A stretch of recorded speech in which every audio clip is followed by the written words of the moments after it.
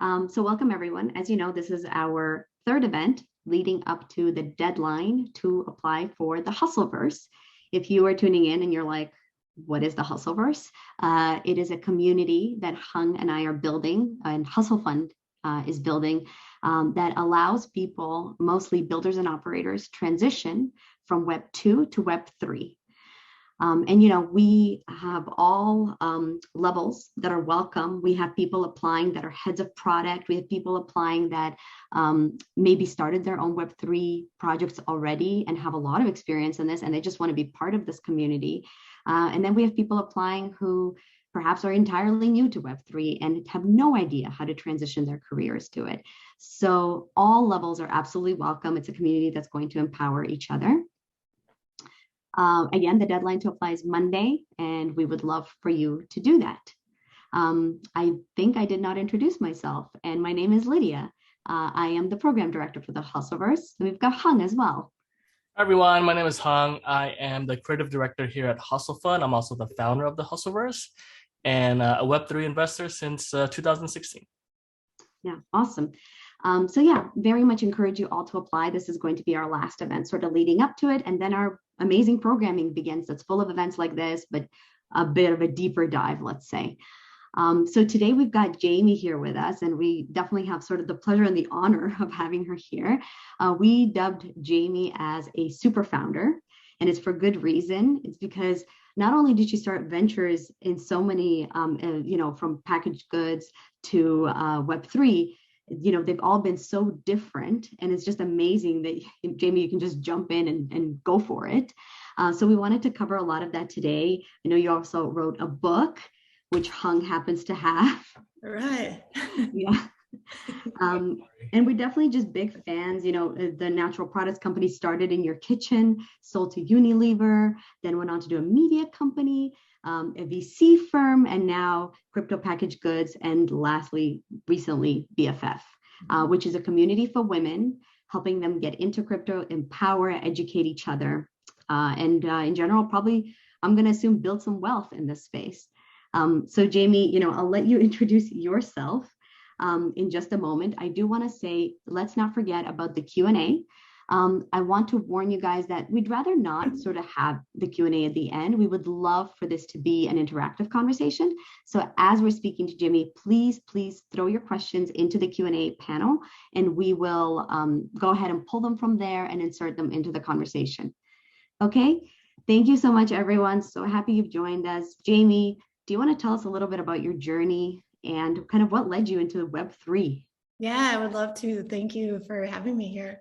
Yeah, life is wild, right? When you look back on just how every step got you to where you are today. And I always think about, you know, the career, like a lot of people talk about like shifting their career or changing their career goals or their plans. And I always think about how like every single job experience that we have is so critical to what gets us to the next step, right? And so if we're not completely happy in the situation that we're in, or thinking about maybe a job change, I always encourage people to find one thing that they can take away that'll be valuable in their next career.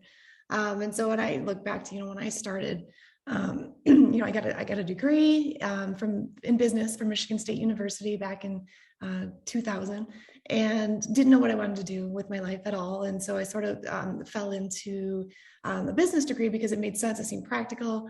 But it took some time before I really, you know, felt secure in what I was doing and loved my work. And so I didn't really, I guess, you know, find myself until I started my business, Schmidt's Naturals. That was back in 2010. And the reason for starting that was a combination of things. I was living in Portland, Oregon. It was the most creative city in the country. Everybody was an artist, maker, creator of some sort. And I wanted to fit in, and I didn't know what that looked like at first. But then I got pregnant, and I was paying closer attention to the products I was using on my skin, and I was making everything myself. Also out of just being frugal. I didn't have a lot of money. I was a social worker at the time, newly married. My husband was a social worker. So we had a very limited household budget. And so making things just made sense. So one of the things I started to make was deodorant, and partly too, because I was pregnant, I wanted to be mindful of the chemicals I was putting on my body. And so making my own made sense. Started going to the farmer's market, selling there, and then just had validation for what I was doing. Customers were raving about the product, saying it was the first natural deodorant that had worked for them. And I realized I was onto something. There was a business opportunity in what I was doing. So slowly I started to turn, my hobby into a business. Never anticipated growing it into the scale that it had grown to, but threw my name on it, Schmidt's. And then fast forward 7 years, had an acquisition offer from Unilever. And so a lot of things, led up to that point, but certainly quite the journey. And I'd love to get into some of the, specifics around some of the business operations and things if there's time, but I know we've been here. Yeah. It's funny. You say that getting pregnant led you to kind of think about this. I specifically remember a moment in Austin, standing with my husband at a Whole Foods, newly pregnant, being like, I need a new deodorant, and buying Schmidt's because it was all natural. Yeah. So you actually got me started on my own natural journey, which is really cool. Yeah. Awesome. I think I could see that, it's interesting for you to talk about Schmidt's Naturals because probably it's such a big chunk of your life, right? And it's such a big reason for your success.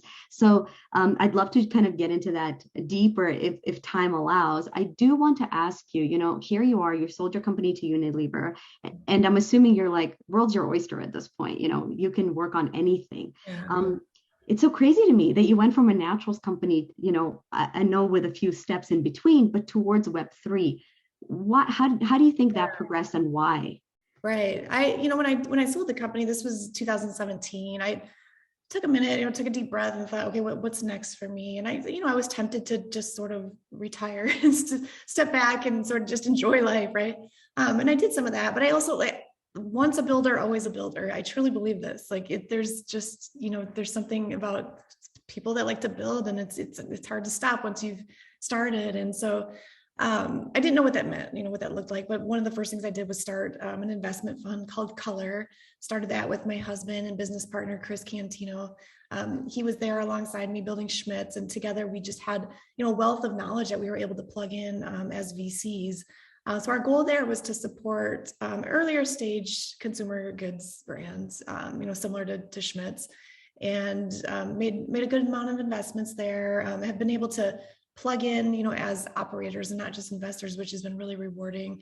And that's progressed over time. That was a few years ago, and the fund has shifted a bit. We're still focused on some CPG, but also very, intrigued by these Web3 opportunities. And so we're doing a little bit of both. But back up a couple of years, I also saw the opportunity to write a book. Looking back on my journey of starting Schmidt's as a maker in my kitchen and then scaling it to this acquisition, I thought, I've learned a lot, and there's a lot of stories here that I can tell and lessons to be shared. And so I put it all on the pages of my book, Supermaker.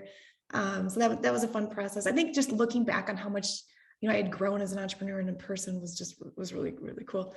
And then Web3 enters the picture. So this was, let's see, when the pandemic first started, Chris and I thought this is an interesting opportunity to jump on Clubhouse and really be a part of that whole scene, because that was blowing up at the time. So we started Club CPG, and the goal there was to bring together entrepreneurs working in the consumer space and just talk about what we were building and problems we were having, and bring in some thought leaders to help. And so we had some great fruitful conversations on there and built up a pretty significant community.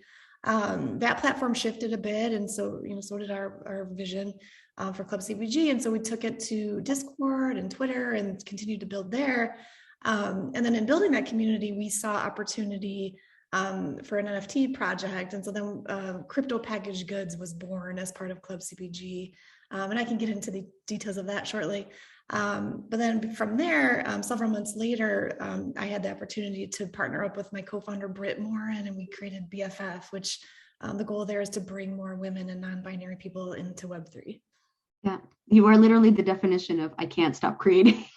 Yeah, it's funny because I think we all deserve breaks, and it's been a balance, and I have to remind myself sometimes hey, you've been through this, you deserve to take some time off. And so, but I think when you're passionate about something and you truly believe in what you're building, that energy and that excitement, just you can't tame it, and so naturally you want to put in the work. And I think that's a little bit also of the excitement around Web3 right now, right? It's like, it feels, I know that some of our audience members might feel like, did I already miss the boat? Like this is already being discussed. There are tons of projects out there. Did I miss the boat? But then, I think I have to remind myself that this is still the early stages, we're still shaping it. But I could see why you would be like, you know what, I better launch this now, while we are sort of at this beginning stage of it all. Hung, I know that you're really passionate about CPG. So do you want to just jump right into that? Yeah, of course. So I started learning about NFTs at the beginning of last year. And I think that's around the same time a lot of people in the media start talking about it, whether it's Top Shot or CryptoPunks. And I remember a lot of my friends couldn't wrap their heads around, why would someone pay thousands of dollars or even $1 million for a cartoon picture? And so my thesis at the time was that this first iteration of NFT technology isn't the final product. And the next evolution is going to be around utility. So the easiest form of utility that I've seen that has worked so far is to provide access to communities. I know that's something that CPG has done really well. Can you talk a little bit about that and kind of what the problem that CPG is working towards solving? Sure. Yeah, the real impetus behind starting our NFT, portion of Club CPG was really we saw an opportunity to bridge consumer and Web3 in a way that just hadn't been done yet. And so there's so much opportunity for brands to tap into this space. And we thought if anybody could do it, it would be us, because we were excited about both sides of it. And so we built this community. We started with 50 mentors who we saw as like thought leaders across both Web3 and consumer. And we gifted them free passes, free NFTs. And then there are two, actually, one for themselves to keep as mentors, and then another to gift to somebody they thought was, deserving to be part of this community or somebody who might benefit from it. And then took just a handful to the public market, 250 additional NFTs for other people to buy in. We sold out, in a minute, basically, those additional passes. So there was clearly like a need, for what we were doing. And so our goal was to start this community on Telegram, right, where everybody could just come together and talk. We didn't have a big agenda at the time. It was more, let's just get in here and see where the conversation goes. And since then, this was back in October last year, the conversation immediately blew up, right? Like people were just ready to talk, whether it was Web3, consumer, or the intersection of both. And it continues to be on fire every day. The NFTs themselves have gained in value, which has been interesting to watch because it wasn't a goal of ours. We didn't start it to make money. In fact, we donated 100% of the profits from the first sale to Project Potluck, which was an organization that helps founders of color build.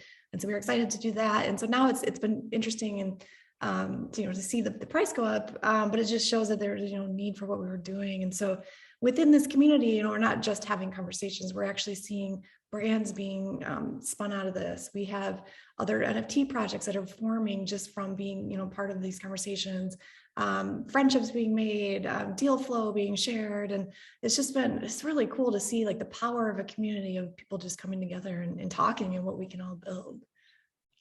Yeah, I'm actually a fan of Chris and your content, and I'm a little sad I found out about CPG kind of late, so I couldn't afford one. But I do definitely see kind of this intersection of what you're trying to solve. How do you see brands leveraging NFTs going forward? Do you think there's opportunities there? I know recently Shopify did something with Doodles where they offered NFT gated experiences at South by Southwest. So do you see more of that happening in the future? Yeah, I think so. But I also, would encourage people to pause. If you're running a brand, you don't necessarily have to jump in just to take advantage of the hype and to feel like you have to be a part of it. It's really an intentional process that needs some serious thinking behind it, right? Or you're setting yourself up for failure and your customers will be confused. But I do think there's opportunity there. Some of the more obvious perks like rewards, right? Or unlocking access to an event. The one thing I'm most excited about is opportunity for consumer insights, right? Let's say you're a token holder for a brand. You have, opportunity to come together as consumers and give your input into maybe the next product that you're building or be the first testers of a new product. And so I think there is a lot of opportunity there. And it's cool to see some of the heritage brands that have jumped in so early, as proof of concept that there is big opportunity. You think it makes sense for a brand like Legos, for example, to kind of create their own NFTs in-house, or does it is it better for them to acquire an existing project, kind of similar to like what Nike did with the CloneX, or maybe there's a world where both strategies can exist and thrive? Yeah, it's hard to say. I think it's a personalized approach for each company, and what resources you have in-house. But I think acquisitions definitely hold a lot of potential. A lot of companies don't know where to start. And I can attest to that by my inbox, right? I have a lot of founders and entrepreneurs reaching out and saying, I want to be a part of this, but I don't know where to begin. I've had big names, some of the heritage companies asking me like, hey, like, we want to be involved. We don't want to be left behind, but like, can you help us get started? And that actually led to Club CPG starting a consultancy, which we have just recently launched. It's sort of in soft launch right now, where we're plugging in to help some of these companies. So smaller startups, some of the bigger heritage brands. We have a team that is currently reaching out and assessing the needs, and we'll be building from there. Very cool. Incredible. Yeah. I want to kind of start to get to talk about BFF. Yeah. So I'm sure that our participants already know all about BFF. I mean, I think that's one of the reasons that they jumped on. It's been such an impressive community of women, which I can attest is challenging to put together in this space. I'll just share really honestly here for our applications into the Hustleverse. There's definitely a discrepancy between the amount of men applying and women, and we would love to bring more women into the space just like you. So your community is so impressive. It's over 20,000 people on Discord now. And I know just thriving, I'm part of it. Every day there's something new to learn, and you have even a drop coming up, which we can talk all about. But talk to me a little bit about the community. Who's in it? What are the demographics? And maybe even why? What's the reason that it's open to these specific kinds of people? Sure. My co-founder Britt and I just saw an opportunity to help people who were skeptical or sort of left behind in this space, particularly women and non-binary people. We wanted them to jump in and take advantage of, the same opportunities that a lot of men were, so eagerly embracing.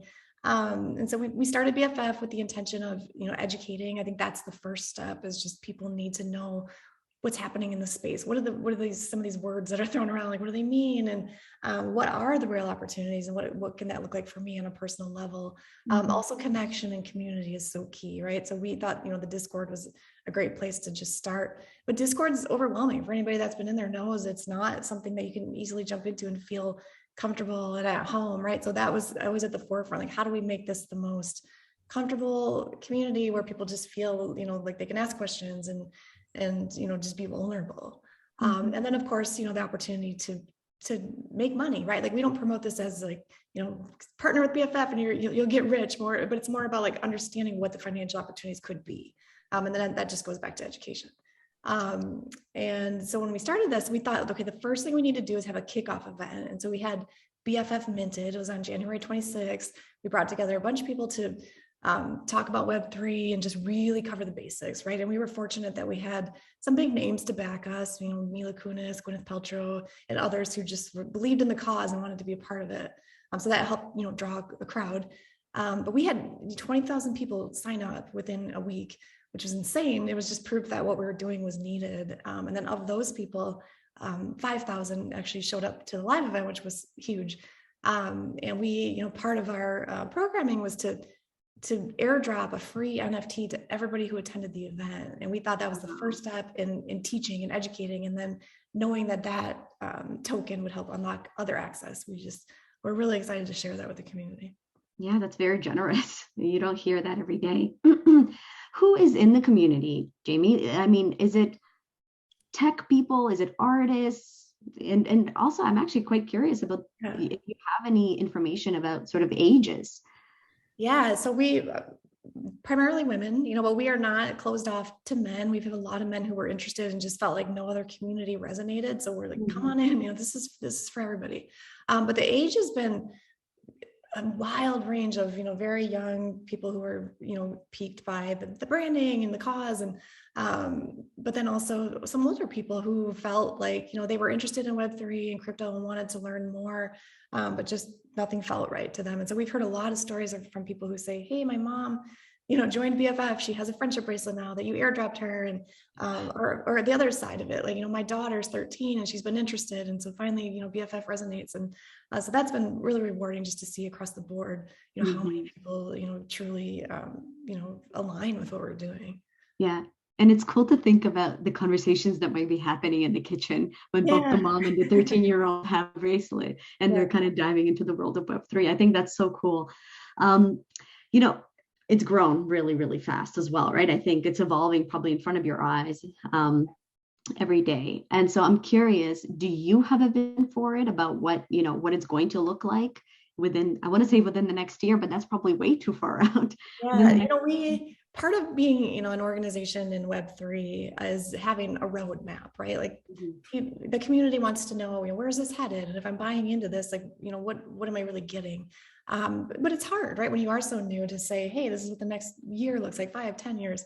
But we did put together a roadmap that's really aggressive and has a lot of exciting things lined up for the community.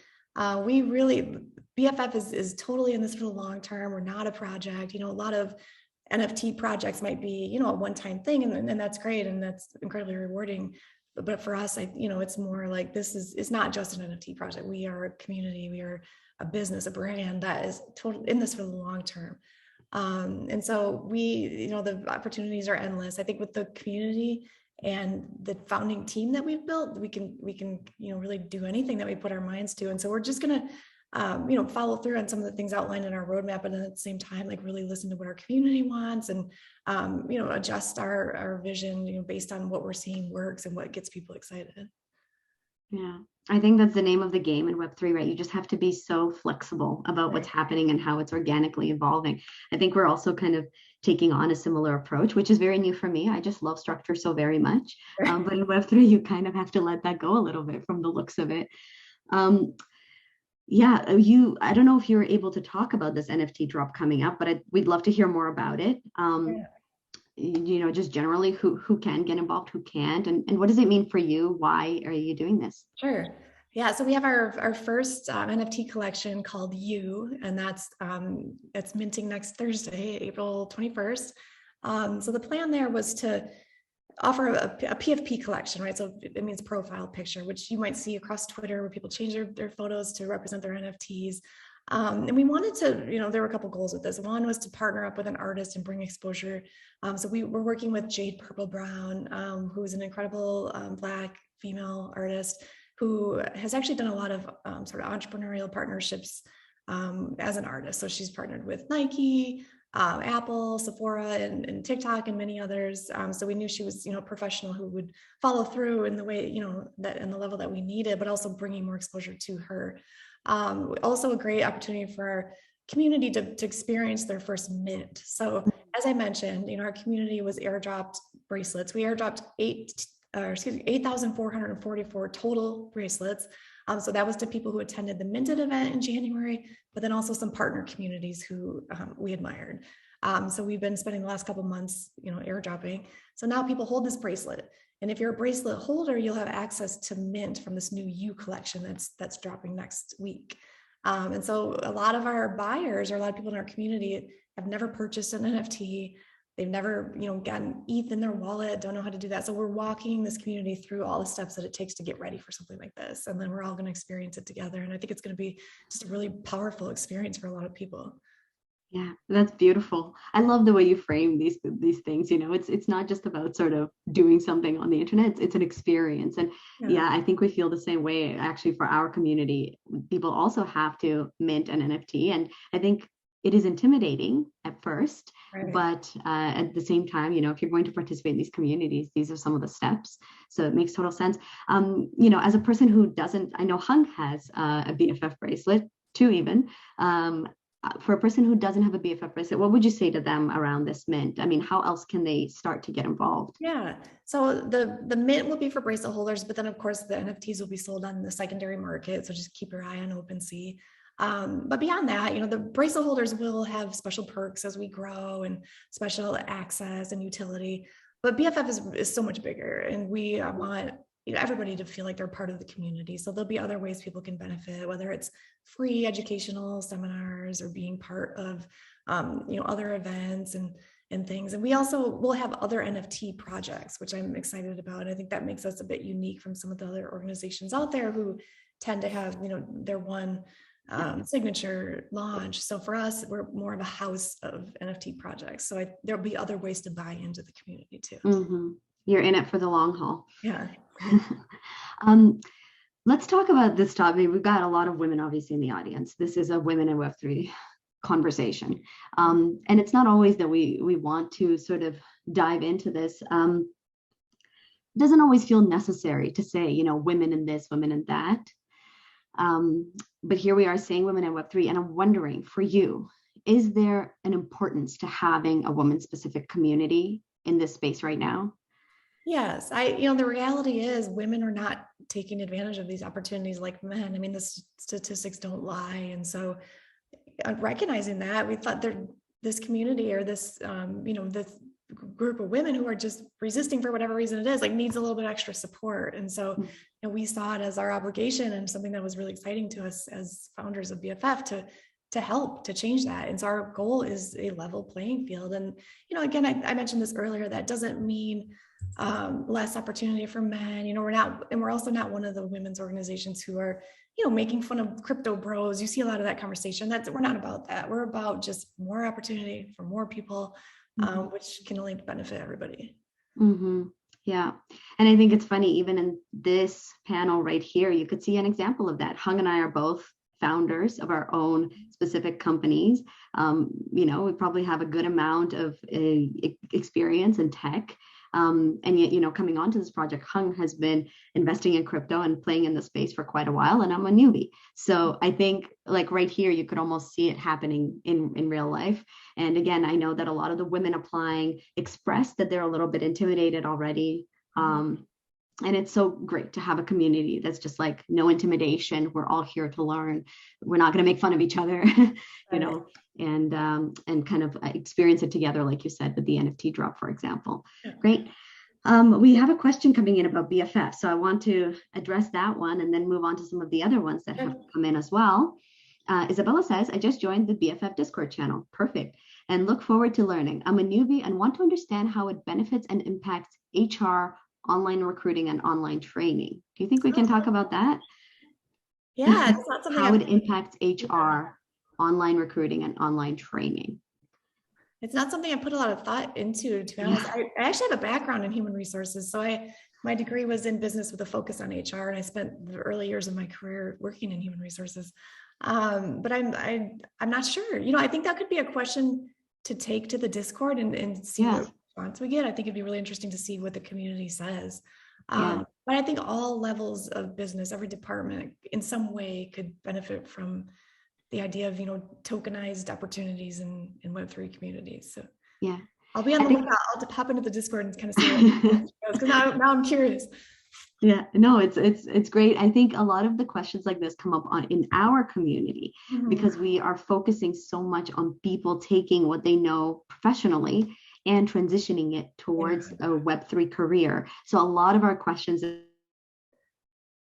Oops, you're frozen. But while you're frozen, I'm going to interject because I had a thought recently about just sort of recruiting in general in this Web3 space and how it's different from what we're used to with Web2, right? Like every hire that BFF has made has literally been because we've seen people active in the community, people speaking up in a way that was intriguing us. We thought we want them on our team. And so the traditional way of, applying for a job and having an interview and going through the whole background check and things like, while some of that is still applicable, it's shifted a lot. And so that's been really fascinating to watch how teams are being built out just from being active members of a community. And so that might sort of answer your question actually, but it'll be interesting to see where, resumes go from here and how that's all going to play out. Oh, that's actually a good segue, Jamie. So we have a lot of people in the community who have asked us, what do Web3 companies look for when hiring? What are the things that I need to learn, or what are skills I have to focus on? So can you talk a little bit more about how you've hired for your Web3 projects and what do you look for? Yeah, I think most important is our presence on the internet. Like, how do we represent ourselves? What are we bringing to Twitter? Like, that's valuable, or are we bringing negativity? And so being very mindful of, how we're presenting ourselves is so key, because we're basically like a live, active resume, like with everything that we do. And you catch the attention of people too when you're, bringing helpful insight, or when you're just bringing positivity and support to the communities. And I think that is key, and just an eagerness to learn. I think vulnerability is so huge too, right? Like acting like we know it all or that we're experts won't get us anywhere, especially because the space changes so frequently. So just, being open-minded and curious is so key. And then engaging in, as many projects and communities as you can. Jumping into people's discords and seeing what resonates and what makes sense to you. And not everything will be the right fit, but just being as informed as possible. And I also think you don't necessarily have to buy, you don't have to start buying NFTs to really take advantage of the opportunities. You don't necessarily need to buy to understand either. It's more just educate yourself and be aware of the opportunities. Yeah, I hear that a lot too. I actually spoke with a Web3 founder yesterday, and one of the things he talked about was that it's actually hard to hire from Web3 just because there's not a lot of people who have a lot of knowledge, but they're looking for strong people in Web2 that just have a pure passion for Web3. And again, that could just be just using the products that you mentioned, buying an NFT, making a DeFi transaction. Do you feel like that's kind of the same way that you're looking at it? That as long as you have a passion, it becomes more of a sliding scale where, it varies across the board where your Web3 experience lies? Yeah, that was also, true of me in my Web2 life of hiring for Schmidt's Naturals. I took a different approach. I didn't obsess over experience and credentials, but it was more like, what enthusiasm are you bringing to this? What new ideas are you presenting to me and getting me to think about things in a different way? So that's always been sort of, in my thinking. And then as a founder, that success in Web2 doesn't always translate to success in Web3. And so I'm very aware of that, but I have a solid background to back me up, but at the same time, like there's different skills that I have to take on and assume. And I think I have a solid foundation to build from, but that doesn't guarantee that, like, as a founder in Web3, I'm going to make it either. So it's an interesting time that we're living in for sure. Yep. Yeah. Thank you, Jamie. I want to bring it back a little bit to some of the questions that have been coming in. Because I think and I'll be honest, I feel that sometimes the same way when the conversation comes up around CPG, it's so hard to make the connection between sort of the consumer packaged goods and NFTs. So Teresa here asks, can you provide an example of the practical application of CPG and Web3? What does that look like? Can you talk about a specific product and take us through? Yeah, I mentioned this earlier, but I'll go a little deeper. I think where there's really fun, interesting opportunity might be a token holder of a brand. So for example, let's say a brand launches a collection, right? It doesn't have to be some beautiful art. It can be more of like just an access token, right? Like if somebody buys this, this token, for lack of a better word again, then they unlock opportunity connected to the brand. So let's say, for example, you, Lydia, buy a Schmidt's Naturals token, right? And we say, okay, we're building out this new product and we're going to have consumer insights and focus groups, and we need input and we need feedback and we need early testers. So you are welcome into this community where you're trying out the products and giving us feedback and really directing the development of this product. So that's rewarding, for you as the consumer because you played a part in it, but it's also really beneficial for the brand because they're getting real feedback from their users and their community at no cost, and potentially making money off it too because they sold these tokens. And there's other more obvious, rewards, like maybe you have rewards points, like let's say Sephora, for example, right? Like you're accumulating your rewards points as a token holder, and you can plug those in. Access to events, let's say Schmidt's Naturals hosts a party, and everybody that holds a token is able to come and enjoy the community and network that way. And so the opportunities are really sort of limitless, but it has to make sense for the brand. And I think I said earlier too that just jumping in just to be a part of it can be risky, and so it has to be pretty well thought out. And I think it'll be interesting to see a lot of marketing consultancies being born to help with these sort of strategies. And I mentioned Club CPG is starting a consultancy, or has started as well, to sort of support with those initiatives. Yeah, I think it's very interesting. We also had a lot of people apply who own marketing agencies, and they're looking to see how they can now sort of use NFTs and other Web3 tools in general to kind of market for their clients. So I think that all ties in very nicely together. So for anybody in the audience who's a marketing person, I think this is speaking directly to you, how you can be learning new tools in Web3 and applying it to your jobs. Great. And so just to clarify for me, actually, if I'm looking at crypto packaged goods and I'm buying an NFT there, that's a separate situation, right? That gives you access to mentorship and things like that. That's not necessarily connected to the example that you just talked about, right? Right. So that buying a Club CPG pass gives you access to our community that I talked about earlier. So in the Telegram chat, and then all the opportunities that are built out from within there. You also own the NFT, right? So there's value in the community, but then also some people just, they love the art. When we first created the Club CPG NFTs, we were not trying to put out the coolest art. It was literally my husband like creating these images and me in the background, like, yeah, that looks great. They look cool. They're fun. They look amazing. Yeah, I love the art. Yeah, no, they're fun, but we're also working on more things that I'm excited to share more. In early May, we'll be giving more information about ways that that community will be growing. And you mentioned, Hung, that it was an inaccessible price point for you right now, and so that's something we're looking to, to resolve or to kind of get ahead of and help other people, tap in. That's great. That's great. Yeah, because I think that happens very often when you get into Web3. I myself have this experience where I'm like, oh, this looks exciting. Look at the price. Oh, yeah. Womp womp. Okay, next one. Yeah. And it's funny because I said this earlier too, that I don't think that's always the intention of the communities. Of course, there's a lot of these projects out there just, to make money, and that's fine. But when we started, we weren't thinking in terms of like, oh, this floor price is going to go up to, X within a few months or whatever. It's a natural result of a community that people find valuable. Exactly. Yeah, the demand is growing. Yeah. Speaking of a community that people find valuable, Megan asks a quick question about BFF. Are there any additional airdrops of BFF bracelets planned before the Monday minting, or is the only opportunity to get bracelets out there is on OpenSea? Yeah, the whole supply of bracelets has already been airdropped. So there's 8,444 total. And unfortunately, there's no more giveaways, but OpenSea is the place to buy right now. Yeah. Awesome. Thank you for clarifying that. That's great. I think people are getting very excited about CPG, Club CPG, and BFF. Perfect. Exactly the point. Hung, do you want to lead us into a conversation about NFTs? I know you're very passionate about that. Of course. So I had a question. So I found out about NFTs back in March, but initially my kind of reaction was, why would I pay for a JPEG image?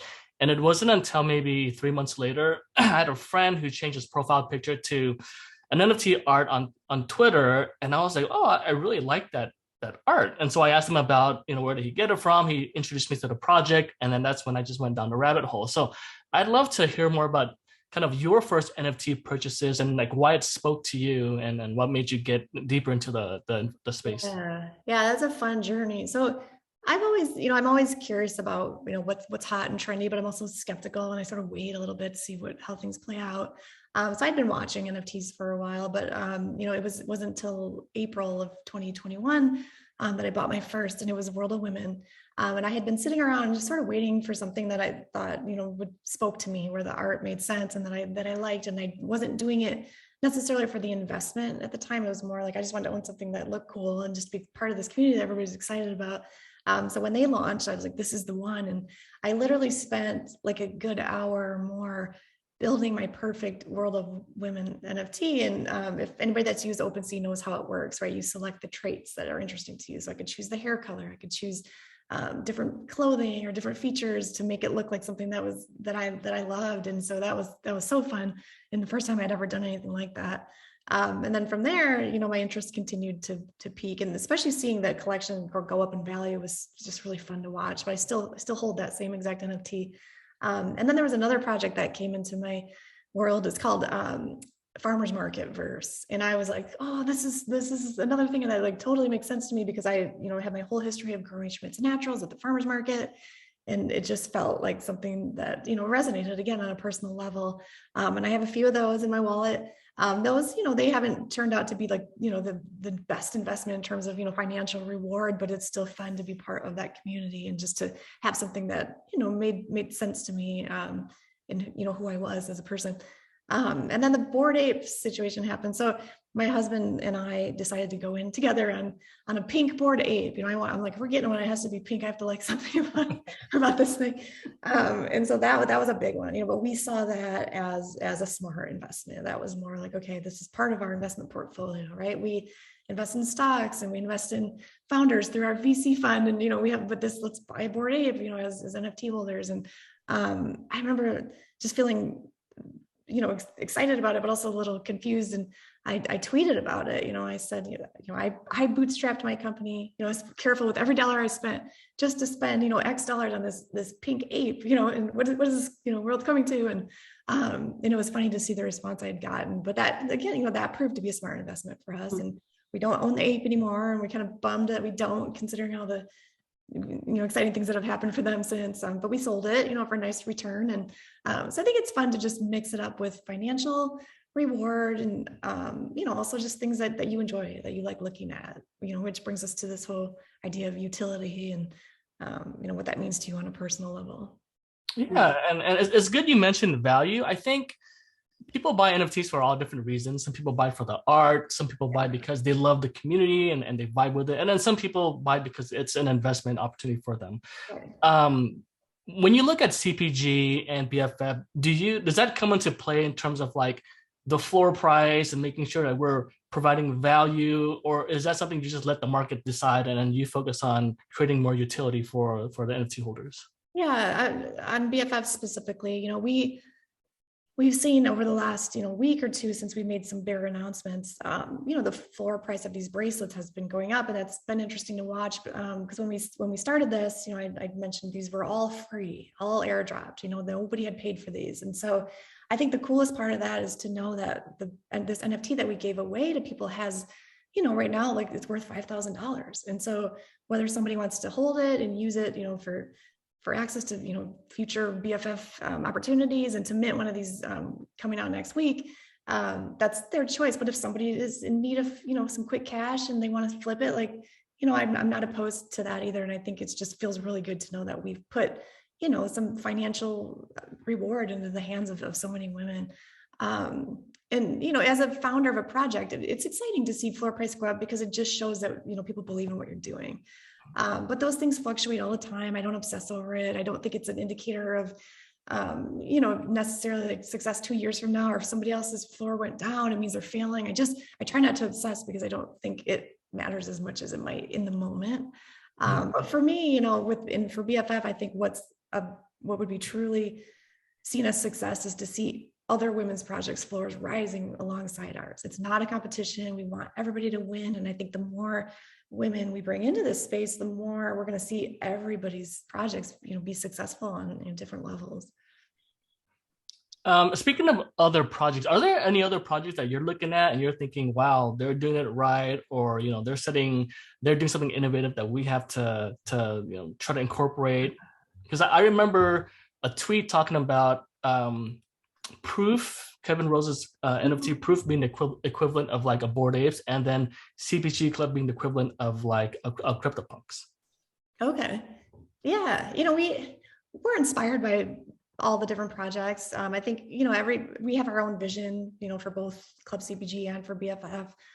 It's fun to watch what other projects do and to take away some learnings there. But I think collaboration is so important across this whole space. So if we see somebody doing something cool, it's like, how can we collaborate and like help amplify that? And how can both sides, win and rise together? So the projects I'm excited about now, the one I'm in for the art completely is 1989 Sisters. It's this hand-drawn illustrations of these women in a really cool style. The artist has worked in fashion for many years and just creates these beautiful photos. And there's a couple there that I'm going to hold forever just because I think it's gorgeous. And then other projects, I'm in it more probably for the utility, but yeah, I think it's this idea of utility is so personal. I tweeted about this the other day that, Utility might just mean you love the art, or maybe it does unlock access to a community, or maybe it's just fun. The fun of trading NFTs is utility enough, right? Or maybe you're just rallying around a cause that you believe in. And so there's been a lot of debate. Yesterday, there was a lot of conversation on Twitter about utility and how we should stop demanding that from artists. And I agree, if an artist is in it for the art, it's not, the project founders shouldn't be demanding, major utility from them. And so I think the key takeaway from this whole conversation around utility is that it is a very personal thing that only you as a buyer can define. And it's not, it's not on the artist to put that into the art. They're making the art, and then the project founders can incorporate utility however they want to, however they see fit. Yep, that's a great point. Yeah. It sounds as if insisting on utility kind of boxes in what NFTs are really capable of, right? Because it's important because buyers want to know what they're buying, right? If someone's paying, $5,000 for something, like it's more than the art generally. So what value does this bring? And I think that is important to be able to speak to that value and deliver on it. So it's an interesting conversation, and it's a sort of a complex, I think, idea that there's many sides to it. It's a multifaceted sort of thing. I personally love interior design. So for me, it's like if I can print a beautiful NFT and put it up in my office, I'm happy. That's worth something to me. Right. Yeah. Okay. Well, Jamie, I know you wanted to talk about Schmidt's, which we would be really happy to do because there's so much that we can unpack there. So I was thinking, maybe we can talk about sort of the parallels that you might be seeing between sort of running operations for Schmidt's and now doing these projects in Web3. Maybe there's something that you kind of see yourself take away from your experience at Schmidt's and apply here.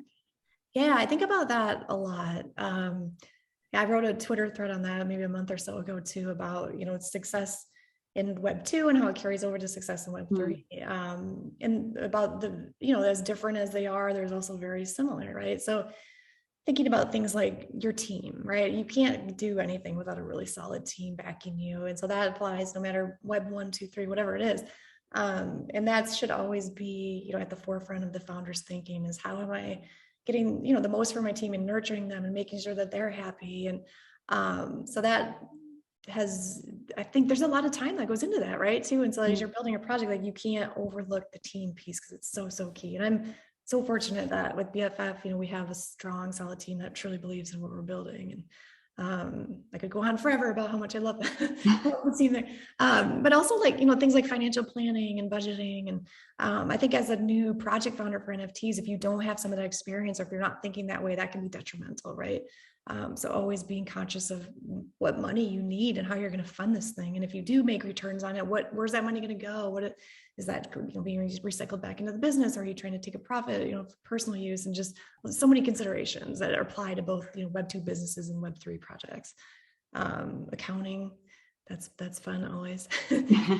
never nitty gritty of operations. I love it. Yeah. So operations are operations, right? Regardless of what web you're building in.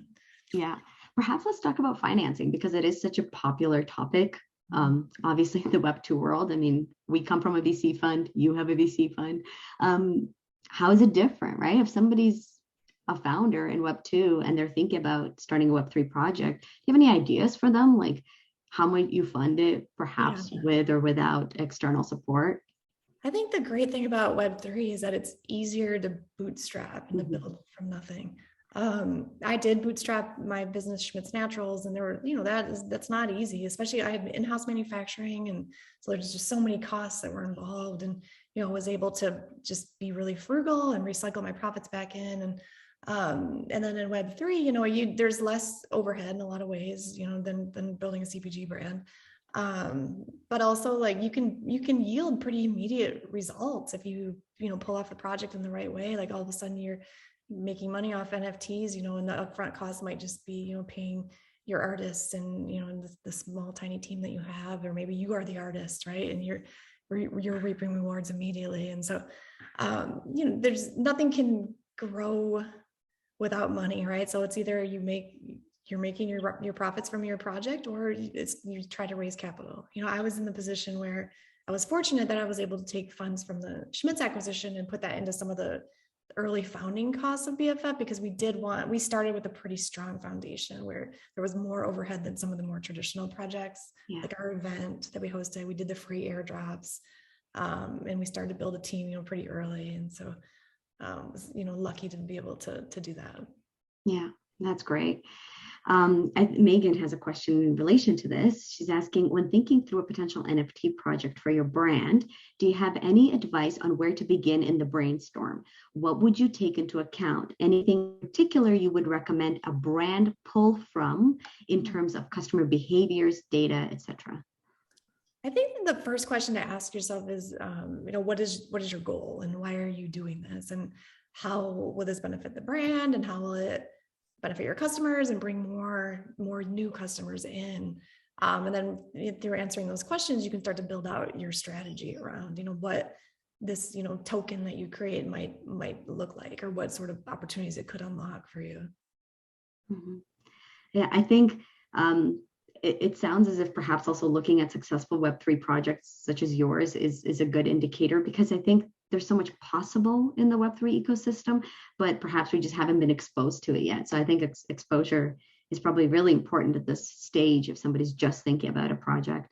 Yeah, and networking. And I think, if you are a brand that's trying to build an NFT project for your, consumer products company, engaging in some of these conversations like we are having in Club CPG, just, picking as many brains as you can and just getting different perspectives. Yeah, and certainly joining some of these communities like BFF and the Hustleverse. All right, well, Jaime, we don't want to keep you too long, and we're just so thankful of the time you've given us. Is there anything that you'd like to say in parting, anywhere people can check you out and think about your projects? Sure. Thanks for making space for me to tell my story. And I'm available if people have questions. It's easy to find on Twitter and Instagram, LinkedIn even sometimes. If anybody is interested in BFF, the website's mybff.com, across socials too, clubcpg.com. So I'm available. I like to talk to the community. So if anybody has questions. Yeah, and as a plug for BFF, I just want to say, again, if you don't own a bracelet, you can still participate in the community, which is what I'm doing. And you don't have to own a bracelet to do that. And then you could look for it on secondary, on OpenSea or elsewhere. And then we'll keep our community updated about what's happening with BFF. And again, anybody who is listening to this conversation and thinking about, where do I start? I would say, certainly if you're curious about NFT projects, BFF is the place to be. If you're specifically curious about transitioning your career from Web2 to Web3, Hustleverse is the place to be. And, our deadline is Monday to apply. So please do apply. We'd love to see you there. And again, we need more women. I really see it. We're really trying to make the push for it. I personally want more women in the community to have my own friends. And so, on that note, everybody, I think we're going to wrap up the conversation. Jaime, it's been incredible. We're truly inspired by you. Hung is going to go read the book all day, right, Hung? Yes, I am. That was my pre-Web3 book. We'll see what comes next. That would be exciting. Yeah, definitely. Yeah, and especially for some of the newbies like myself, I think it would be good to have something like this, something accessible. And Jaime, we're just so thankful.